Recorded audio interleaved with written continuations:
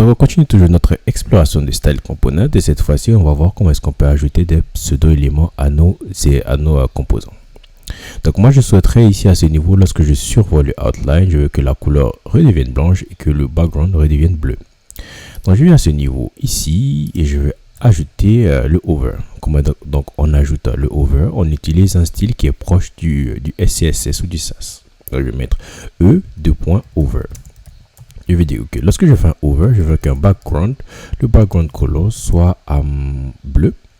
Donc ici, on peut utiliser aussi des variables. Donc je vais faire un dollar comme ça et je vais mettre primary color. Primary color. Donc ici, sera interprété comme du JavaScript.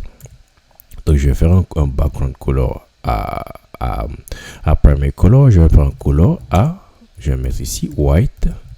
Et je vais faire une bordure. Bon, la bordure, je peux laisser. Donc lorsque je viens à ce niveau et je survole, on voit très bien que la couleur a changé. Voici donc comment est-ce qu'on peut utiliser les pseudo-éléments.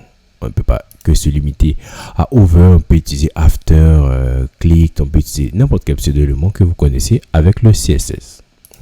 Donc, je vais essayer ici à ce niveau aussi de faire un over et je vais dire ok, lorsque je fais un over, je veux que le background color soit, on va dire ici, on va pas dire de variable, on va dire, ce sera du 6 TDE 9D. Voilà, j'enregistre. Et lorsque je viens à ce niveau, je survole, on voit très bien que la couleur change. Donc, lorsque je survole, on voit très bien que la couleur a changé. On va ici à ce niveau faire un petit refactoring avant de passer à la prochaine vidéo. Donc ici, je vais venir à ce niveau. Voilà, donc on va faire un petit refactoring au niveau de notre code afin de faire marcher la fonction disabled. Lorsque je prends un exemple, je viens aussi au niveau de outline qui est un bouton normal. Lorsque je fais disabled, j'enregistre. Et à ce niveau, je vois très bien que rien ne change. Je n'ai pas cette fonctionnalité qui permet d'avoir quelque chose d'interdit. Lorsque je survole, je vois qu'il n'y a rien. Pourquoi? Parce que lorsque je viens à ce niveau, au niveau du outline, j'écrase complètement ce qui a été défini au niveau du button. Donc, qu'est-ce qu'on va faire? Ici, on va extraire cette partie dans une autre fonction. Donc, je vais extraire ici et je vais appeler cette fonction BG color, ou je vais appeler juste BG. Voilà. Donc, le BG, moi, je souhaiterais que cette fonction prenne en paramètre les props et qu'elle prenne en paramètre aussi la couleur par défaut. Donc, la couleur par défaut ici sera primary color. Donc, bien sûr, je n'aurai pas de fonction BG ici. Je vais faire une fonction, je vais faire function BG pour background. Et je vais dire OK, que cette fonction va me prendre bien sûr les props et le default color.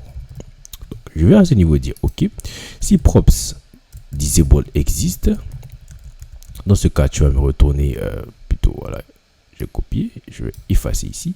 Tu vas me retourner cette couleur en chaîne de caractères. Sinon, tu vas me retourner le default color. Donc ici, on voit très bien que ça marche. Donc rien n'a été abîmé. Mais lorsque je vais au niveau de outline ici, donc au lieu d'avoir le FFF, je vais dire à ce niveau OK.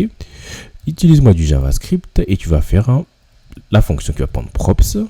Tu vas me retourner le résultat de la fonction BG qui va prendre bien sûr aussi les props et va prendre également en paramètre la couleur par défaut qui sera donc le white. Ici, je vais mettre un point virgule sans oublier le point virgule à ce niveau. Donc, je vais mettre le point virgule. Voilà. Donc, lorsque je fais à ce niveau ici, je viens au niveau de app.js et je mets un disable, j'enregistre. On voit très bien qu'ici, bon, pour le over, ça passe, mais on voit très bien qu'ici, j'ai maintenant la couleur grise. Donc là, on aura notre outline. Pour le disable, marche maintenant pour la couleur. Pareil aussi, on peut faire aussi, au lieu de BG color, on peut faire une fonction que je vais appeler text color. Texte qui prendra props, qui prendra default color. Et je dirais ici à ce niveau, si j'ai les props qui est disabled, ok, donc je vais me retourner disabled. Donc je vais me retourner du A7, A7, A7. Sinon, je me retourne plutôt. Au lieu d'avoir des deux points, je dois avoir le point d'interrogation. Donc je vais me retourner le default color. Default color. Et ici, à ce niveau, c'est exactement ce que nous ferons. On va dire OK, d'accord, donc je vais prendre le texte color comme la fonction. Tu prendras les props et la couleur par défaut pour toi sera du white. Donc lorsque je viens au niveau de mon outline, je dirais aussi pareil. Et je dirais OK, donc tu vas m'interpréter du JavaScript Dans la fonction qui prendra en paramètre les props, tu vas me retourner le résultat des textes color qui va prendre les props également, qui va aussi prendre la couleur par défaut qui sera le primary color. Primary color. Voilà, donc j'enregistre. Et lorsque j'enregistre, on voit très bien maintenant que lorsque j'ai le outline à disabled, j'ai la même couleur que lorsque j'ai le outline lorsque j'ai le bouton disable, j'ai la même couleur lorsque j'ai le outline aussi à disabled. Donc on va venir ici à ce niveau et on va lever le disable pour avoir notre outline normal. Donc lorsque j'enlève le disable, je vois que mon bouton disparaît. C'est bien parce que je n'ai pas mis de point virgule à ce niveau. Donc lorsque je mets mon point virgule, on voit bien que tout revient comme c'était avant. C'est juste un petit refactoring, peut-être qui peut vous arriver lorsque vous faites une extension d'un composant stylisé vers un autre composant stylisé. Il serait bien aussi peut-être d'extraire ces propriétés dans des fonctions où on peut passer les props et passer les couleurs par défaut. Si vous avez aussi d'autres astuces, n'hésitez pas à mettre en commentaire afin de voir comment est-ce que vous gérez à ce niveau l'extension de composants qui permettent ou qui écrasent d'autres composants.